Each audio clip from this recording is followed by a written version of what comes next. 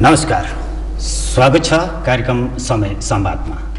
आज समय संवादको अतिथिका रूपमा हामीसँग हुनुहुन्छ नेपाल स्वास्थ्य व्यवसायी महासङ्घका वरिष्ठ उपाध्यक्ष कैलाश खड्का। खड्काज्यू, स्वागत छ यहाँलाई। धन्यवाद। नेपालमा पछिल्लो समय निकै चर्चा परिचर्चाको विषय बनेको छ बायोमेट्रिक। यो बायोमेट्रिक प्रणालीले नेपालमा स्वास्थ्य व्यवसायहरूमाथि कस्तो किसिमको प्रभाव र कस्तो असर देखा परेको छ? बायोमेट्रिक प्रणाली विगत 1.5 वर्षदेखि नेपाल स्वास्थ्य व्यवसायी महासङ्घ र बेस्टनेट प्राइभेट लिमिटेड कम्पनीको एमओयू भएपछि नेपालमा बायोमेट्रिक सिस्टमको सुरुवात भयो। यो विगत 1.5 वर्ष अगाडि सम्पूर्ण व्यवसायीहरूलाई सेमिनार गरेर नेपाल सरकार, मलेसियन एम्बेसी र वैदेशिक रोजगार सङ्घ लगायतका साथीहरूको उपस्थितिमा चाहिँ बायोमेट्रिक प्रणालीको बारेमा हामीले सम्पूर्ण व्यवसायीहरूलाई जानकारी गराएका थियौँ। यो मलेसियन सरकारले सुरु गर्न लागेको प्रोजेक्ट हो। केही कुराहरू नबुझेको कारणले गर्दा र केही कुराहरू हामीबाट पनि बुझाउन कमी भएको हुनसक्छ। त्यो कारणले गर्दाखेरि बायोमेट्रिकको विषयमा केही विवादहरू योभन्दा अगाडि केही देखिएको हो। अहिले अब त्यस्तो खालको अवस्था छैन। तपाईहरुले त अन्य व्यवसायहरूलाई समेट्नु भएन रे। जम्मा त्यत्रा व्यवसायहरूमध्ये 38 वटा व्यवसायहरूलाई मात्र समेटेर तपाईहरुले यो प्रणालीलाई लागू गर्नुपर्छ भनेर भनिराख्नु भएको छ अरे। के हो यसको सत्यता के हो? हैन, बायोमेट्रिक प्रणालीमा 38 वटा व्यवसायीलाई मात्रै समेट्ने भन्ने कुरा यो चाहिँ बिल्कुल निराधार कुरा हो। बायोमेट्रिक प्रणाली के भयो भने पहिला व्यवसायी साथीहरूले यसलाई विश्वास गर्नु भएन। जति साथीहरूले विश्वास गर्नुभयो, जति साथीहरू यो प्रणालीमा जान खोज्नुभयो, ती साथीहरूको अहिले लिस्टेड भएर आएको अवस्था छ। सेकेन्ड फेजको लागि लिस्टेड गर्नको लागि Malaysian government, Malaysian embassy, even Nepal स्वास्थ्य व्यवसायी महासङ्घ नै त्यसको लागि रेडी छ। अब हाम्रो चाहिँ साधारण सभा र आगामी चुनावपछि हामी बायोमेट्रिकको लागि थप मेडिकल सेन्टरहरूलाई सूचीकृत गर्नको लागि अगाडि बढ्छौँ। होइन, यो बायोमेट्रिक सिस्टम जुन छ यसलाई सरकारले अनुमोदन गर्यो, फेरि स्थगित गर्यो, फेरि अनुमोदन गर्यो। यो समस्या देखा परेको किन? तपाईँ व्यवसायहरूबीच तादम्यता मिल्न नसक्दा यो समस्या देखा परेको होइन र? होइन, यस्तो छ, सरकारले यसलाई अनुमोदन गरेको, फेरि क्यान्सल गरेको, फेरि अनुमोदन गरेको भन्ने कुरा के हो भन्दाखेरि अब यो चाहिँ हाम्रो अलिकति भ्रम हो। सरकारले यसलाई कहिले क्यान्सल पनि गरेको छैन र सरकारले यसलाई अनुमोदन चाहिँ गरेको छ। सरकारले के गर्यो भने 6 वटा बुँदा धारणा बनायो। त्योभन्दा अगाडि सरकारले 16 बुँदा धारणा बनाएको थियो। 16 वटा चाहिँ धारणा थियो, त्यसपछि त्यसलाई चाहिँ समराइज गरेर 3टा बुँदामा झार्यो। त्यसपछि फेरि 6 वटा बुँदामा धारणा बनायो।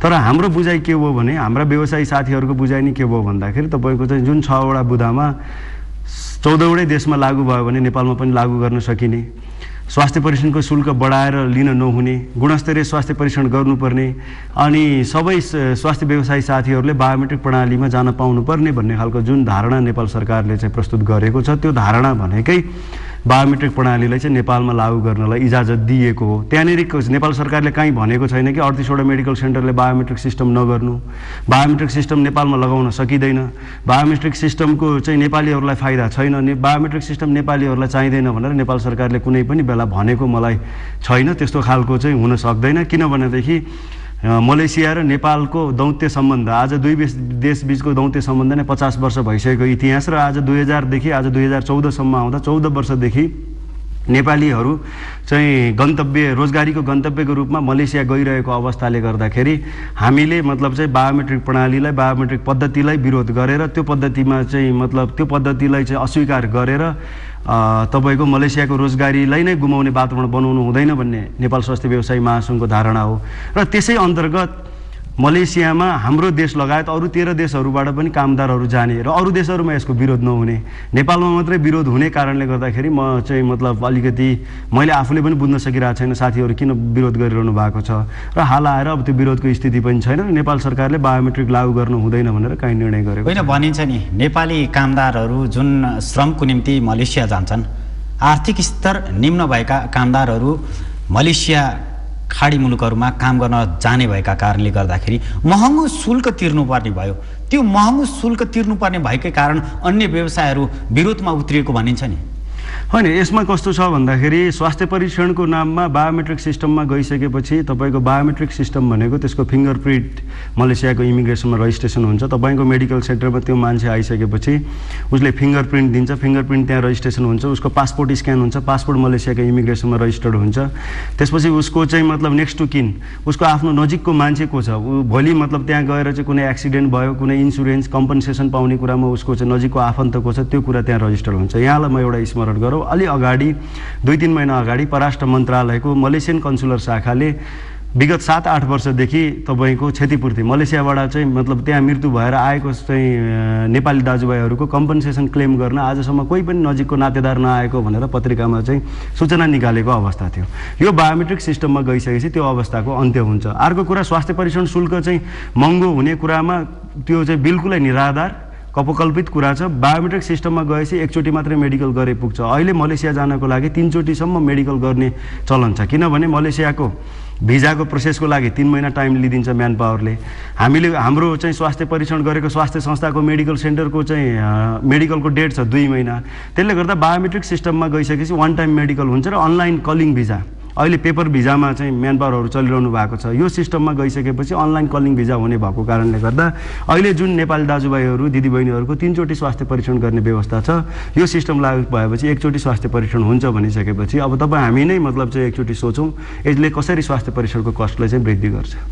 होइन भन्दैछन् नि, त्यो अन्य व्यवसायहरू तपाईँसँगै सहकार्य गरेका यही व्यवसायी स्वास्थ्य व्यवसायी महासङ्घमै आबद्ध भएका अन्य व्यवसायहरू भन्दैछन् उपकरण निःशुल्क उपलब्ध गराइदिनुपर्छ।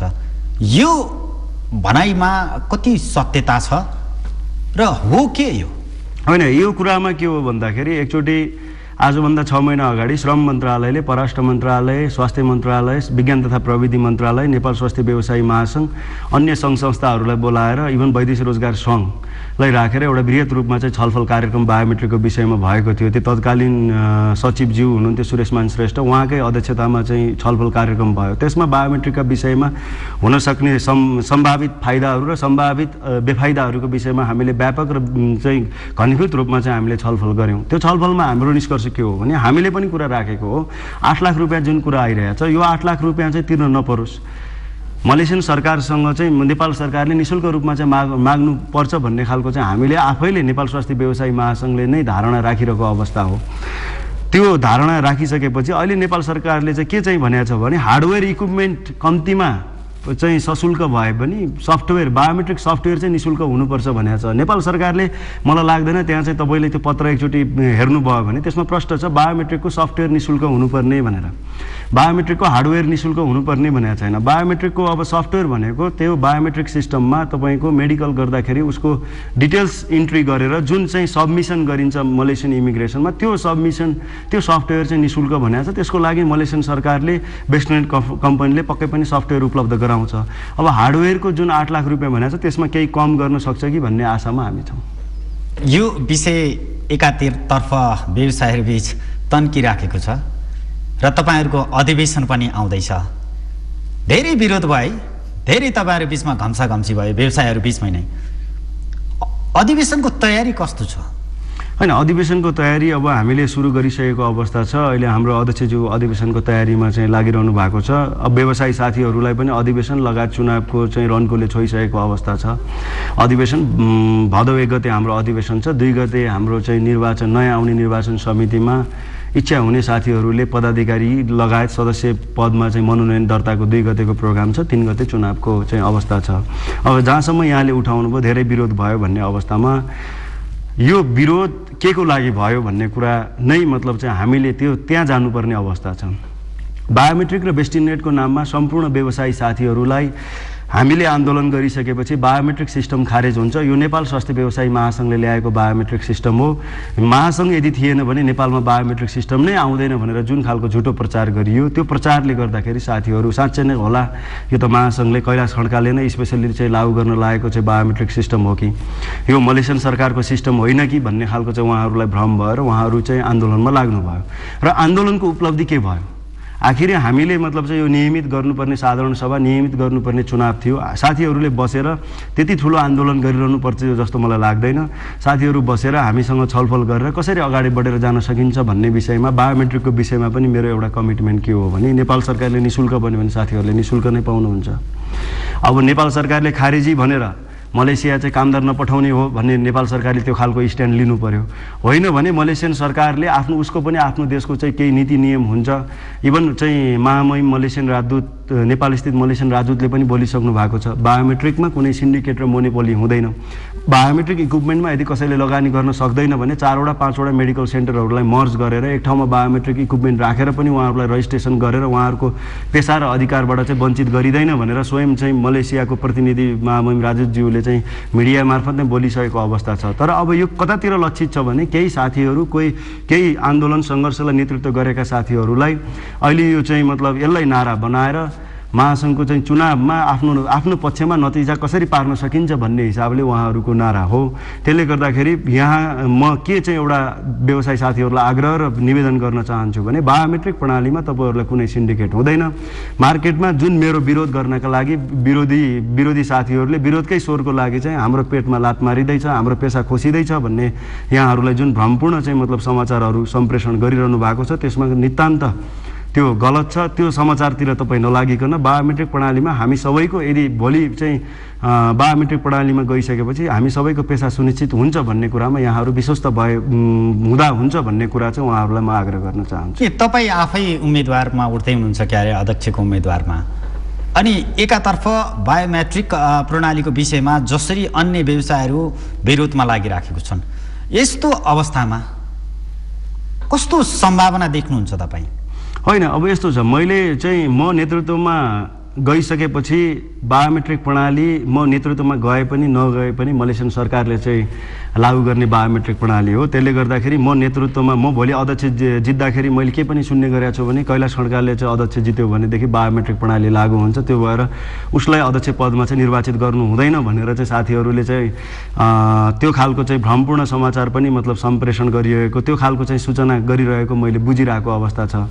के छ भने सुशीलजी, यो चाहिँ बायोमेट्रिक प्रणाली मैले चुनाव जित्नु र मैले चुनाव हार्नुसँग यसको कुनै सम्बन्ध छैन। यो मलेसियन सरकारले सुरक्षाको लागि चाहिँ र त्यहाँ बस्ने इलिगल कामदारहरूले अनि मेडिकल इन्सुरेन्स चाहिँ प्रोपर तरिकाले नपाइसकेपछि त्यहाँ एउटा चाहिँ 23 लाख मान्छेहरू त्यहाँ काम गर्न जान्छन्। तपाईँ हामी नै इमेजिन गरौँ, यदि नेपालमा 23 लाख मान्छे काम गर्न आउँथे भनेपछि तपाईँलाई त्यसलाई प्रोपर म्यानेजमेन्ट गर्नु जरुरी हुने थियो कि हुने थिएन? त्यो हिसाबले चाहिँ मलेसियन सरकारले बायोमेट्रिक सिस्टमलाई चाहिँ ल्याएको हो। अब मलाई किन अध्यक्ष जिताउने भन्ने चाहिँ सवालमा एउटा यो बायोमेट्रिक चाहिँ प्रणालीलाई सम्पूर्ण व्यवसायीको लागि, सम्पूर्ण व्यवसायीको पेसाको हकितको लागि चाहिँ मलाई चुनाव जिताउनु पर्ने म आवश्यक देख्छु। दोस्रो, हामी बीच धेरै चुनौतीहरू छ। अहिले पनि मतलब गामका नेपालले सिन्डिकेट गरिरहेको अवस्था छ। भोलि गएर कतार दुबई लगायतको पनि लैजाने सम्भावना छ। अन्तर्राष्ट्रिय डिलको लागि, व्यवसायीहरूको हाल भइरहेका समस्याहरू समाधानको लागि, सम्पूर्ण समाधानको लागि र विगत चाहिँ महासङ्घको 9 वर्षको इतिहासमा मेरो 7 वर्ष चाहिँ तपाईँको चाहिँ vice president, senior vice president, acting प्रेसिडेन्टको रूपमा चाहिँ मेरो कार्य अनुभव पनि व्यवसायीहरूले जुन मतलब चाहिँ मैले अनुभव प्राप्त गरेको छु, त्यो अनुभवको माध्यम व्यवसायीहरूको आर्थिक उन्नति, व्यवसायीहरूको चाहिँ मतलब एउटा निर्धक्क भयरहित वातावरणमा काम गर्न पाउनका लागि मेरो उम्मेदवारी आएको हो। अब उहाँहरूको चाहिँ मतलब बाँकी कुराहरू उहाँहरूले आफ्नो चाहिँ विवेक प्रयोग गरेर कसलाई चाहिँ मतलब आफ्नो चाहिँ नेता छान्दा हुन्छ, कसलाई चाहिँ महासङ्घको अध्यक्ष पदमा निर्वाचित गर्दाखेरि आफ्नो पेसा व्यवसाय चाहिँ मतलब सुरक्षित हुन्छ भन्ने कुरामा व्यवसायी साथीहरूको हातमा छ। उहाँहरूले स्वच्छ तरिकाले चाहिँ यसलाई निर्णय गर्नुपर्छ। अर्को कुरा म के राख्न चाहन्छु भने, मैले सुन्ने गरेको चाहिँ हिजो हामी आन्दोलनमा हिँडेको, सङ्घर्षमा हिँडेको, त्यो कारणले गर्दाखेरि हामीले सङ्घर्षमा हिँडेकै साथीहरूलाई सहयोग गर्नुपर्छ भन्ने कुरा हो। मैले सुनिरहेको छु के हो भन्दाखेरि सम्पूर्ण व्यवसायी साथीहरूलाई जुन सङ्घर्ष भयो, जुन आन्दोलन भयो, त्यो एउटा समयको माग थियो, समय सँगसँगै त्यो सकिसकेको अवस्था हो। त्यसले गर्दाखेरि हामीले राजनीतिक भएर मतलब चाहिँ राजनीतिक तरिकाबाट सोच्ने भन्दा पनि, सङ्घर्षको तरिकाबाट सोच्ने भन्दा पनि हाम्रो पेसा र व्यवसाय कसरी सुरक्षित हुन्छ र कस्तो खालको नेतृत्वलाई हामीले चयन गर्छ। खड्काज्यू, जस्तो कि अहिले पनि व्यवसायहरू बायोमेट्रिक प्रणाली लागू गरिनु हुँदैन भन्ने पक्षका व्यवसायहरू अहिले पनि रुष्ट छन्। कसरी समेटेर लानुहुन्छ? यहाँले एकदमै राम्रो क्वेसन्स उठाउनु भयो। बायोमेट्रिक प्रणाली एउटा कुरा के थियो भन्दाखेरि उहाँहरू रुष्ट हुनुपर्ने म कारण देख्दिनँ। कारण किन देख्दिनँ भने बायोमेट्रिक प्रणाली यदि मैले आफूले सिर्जना गरेर मैले आफूले बनाएर बायोमेट्रिक प्रणाली इम्प्लिमेन्ट गर्न लागेको थिएँ भनेदेखि उहाँहरू रुष्ट हुनु स्वाभाविक थियो।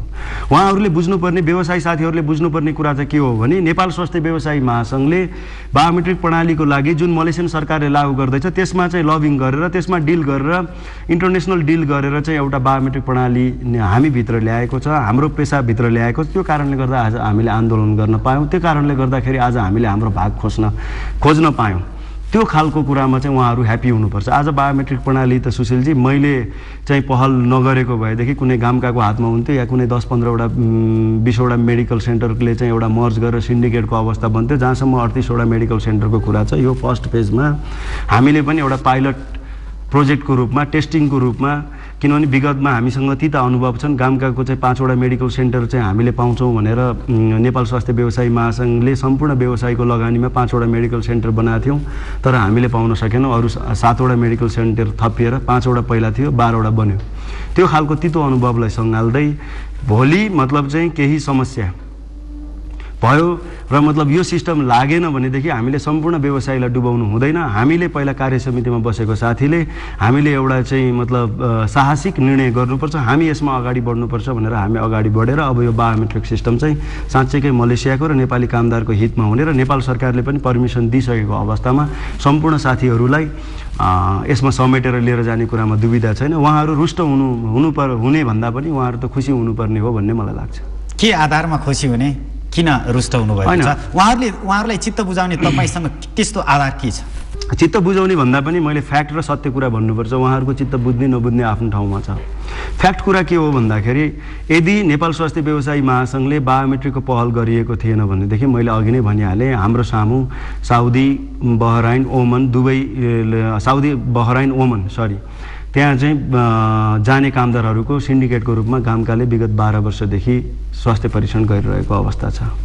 होइन भने तपाईँको अर्को गएर 10-12वटा मेडिकल सेन्टरहरूलाई पनि मतलब दिने रे भनेर पनि मतलब चाहिँ यो बायोमेट्रिकको कुराहरू आएको थियो।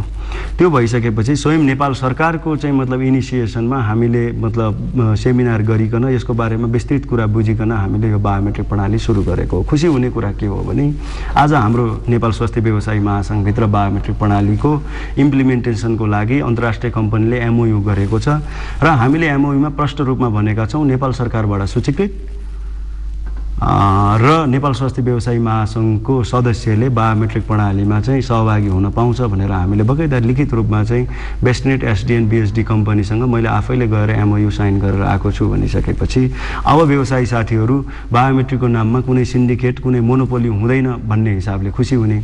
दोस्रो कुरा, अब जुन निशुल्क भनेर चाहिँ भनिएको छ, यदि म नेतृत्वमा आएको खण्डमा मैले नेपाल सरकारसँग चाहिँ जुन यो निशुल्कको कुरा आएको छ, यो निशुल्कको कुरालाई अगाडि बढाएर लिएर जानुपर्छ। बायोमेट्रिक सिस्टम चाहिँ निशुल्क चाहिँ प्रदान गरियो भनेदेखि स्वास्थ्य परीक्षणको क्षेत्रमा यसले चाहिँ अग्रणी भूमिका खेल्छ भनेर मेरो लबिङ रहन्छ। त्यसले गर्दाखेरि भनेपछि अब मलेसिया जाने कामदारहरूले स्वास्थ्य परीक्षणको निम्ति शुल्क तिर्नुपर्ने छैन, तपाईँ त्यसको निम्ति रचनात्मक भूमिका खेल्नुहुनेछ? होइन, स्वास्थ्य परीक्षणको निम्ति मलेसिया जाने कामदारहरूले त शुल्क तिर्नु परिहाल्छ।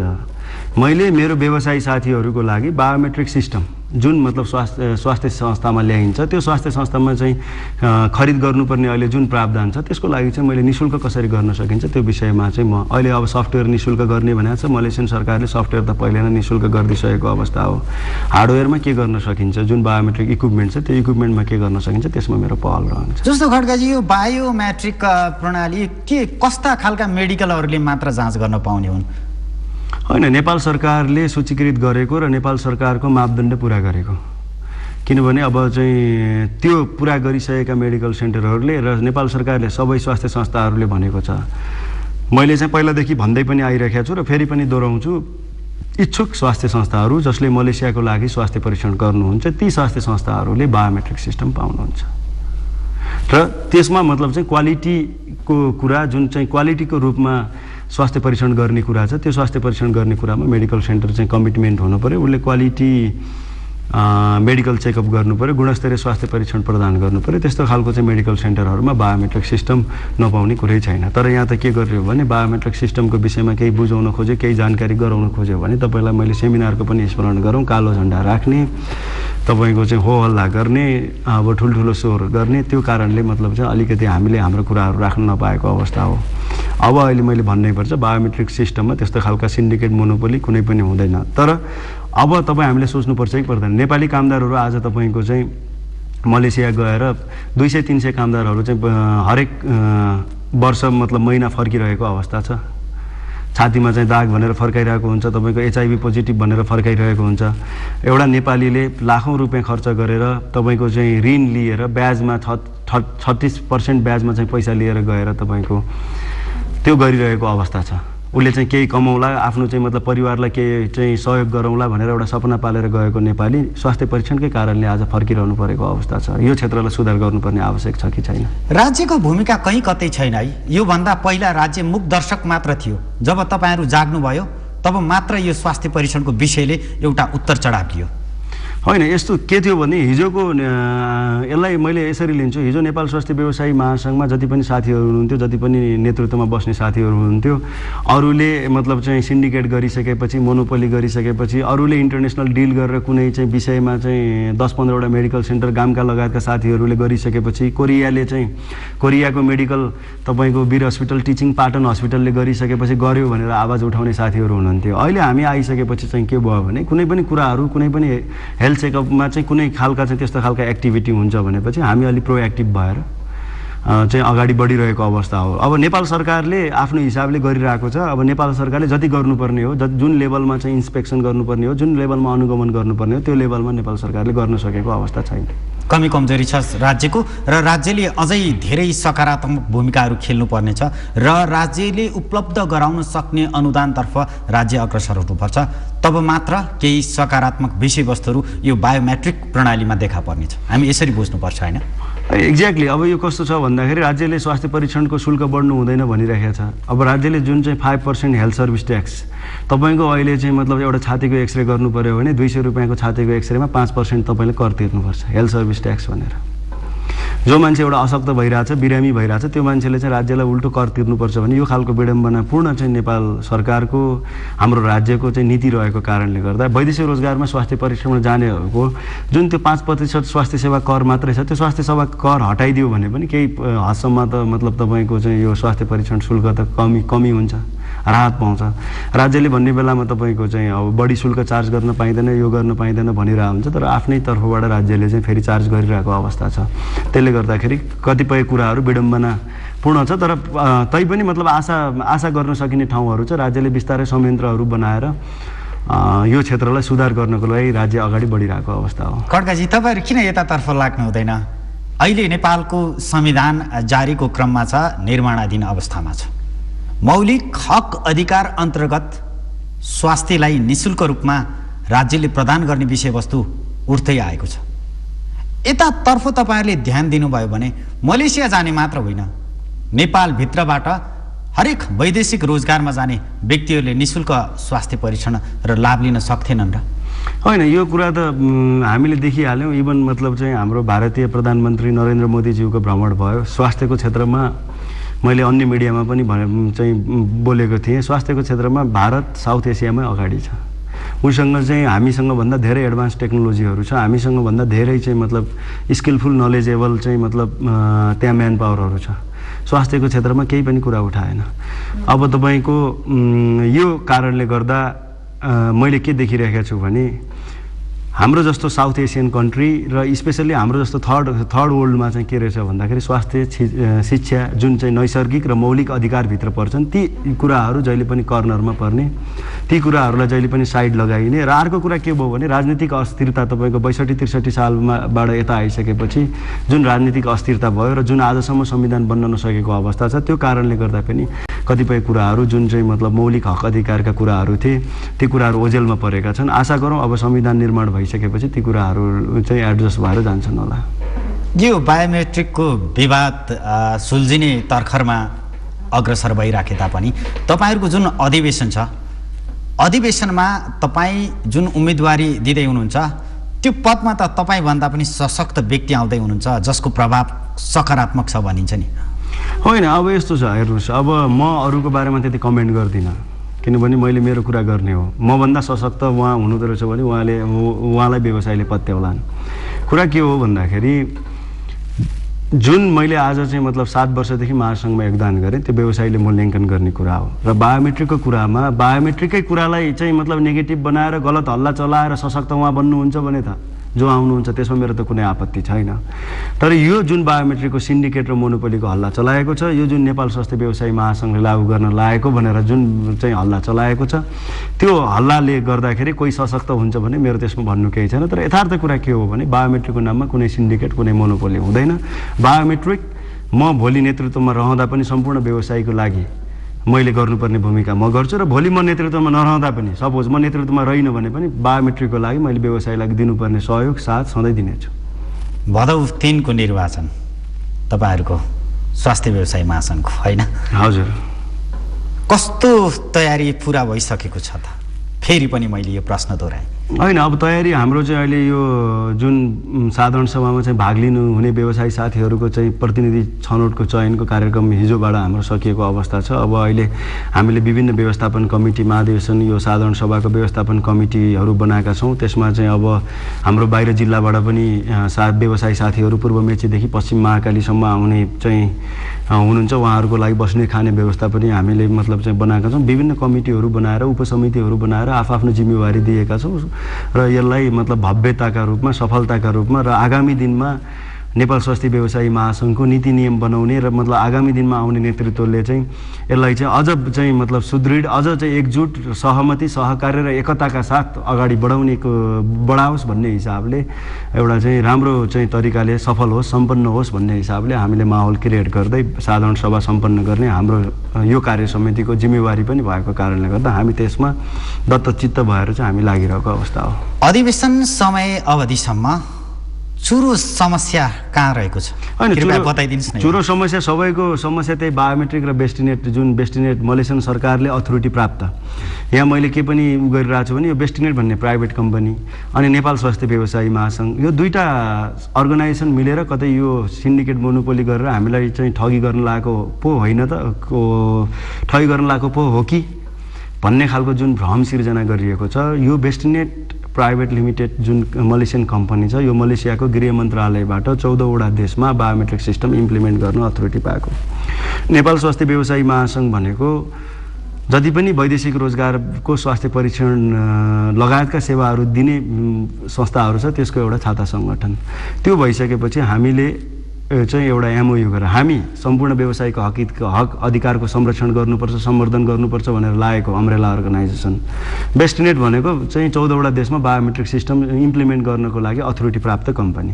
यो बिचमा हामीले एउटा सहकार्य गरेर सबैजनाको लागि, सबैको लागि चाहिँ यो सिस्टममा कसरी इन गर्न सकिन्छ भनेर सहकार्य गरिरहेको अवस्था हो। अहिले सबैको चाहिँ हलो अड्केको कहाँनिर छ भन्दाखेरि यही बायोमेट्रिक बेस्टिनेटमा छ।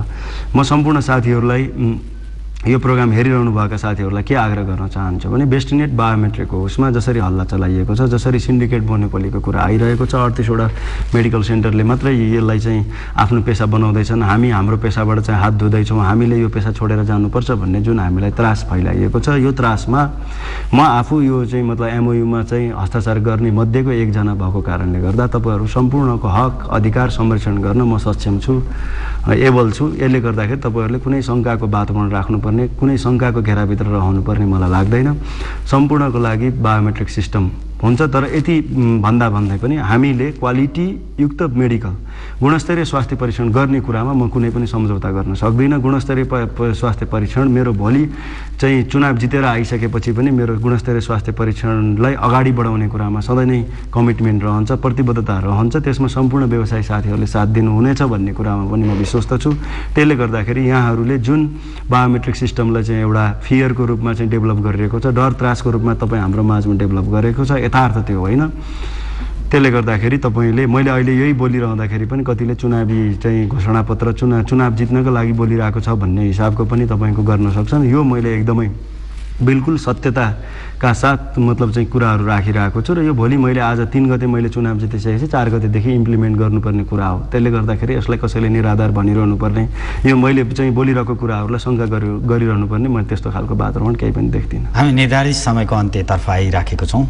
तपाईँले यो जुन बायोमेट्रिक प्रणालीको विषयमा म फेरि पनि भन्छु, तपाईँले जसरी आन्दोलनमा उत्रिराखेका व्यक्तिहरू छन्, जुन संस्थाहरू छन्, के आधारमा समेटेर लानुहुन्छ तपाईँ? होइन, आन्दोलनको सङ्घर्षको कुरामा के छ भने आन्दोलन सङ्घर्षलाई सेफ ल्यान्डिङ गर्नको लागि मैले नै अहम भूमिका खेलेको छु। तपाईँले आन्दोलन सङ्घर्षका साथीहरू कुनै दिन यही अन्तर्वार्तामा आउनुभयो भने तपाईँले सोध्न सक्नुहुन्छ।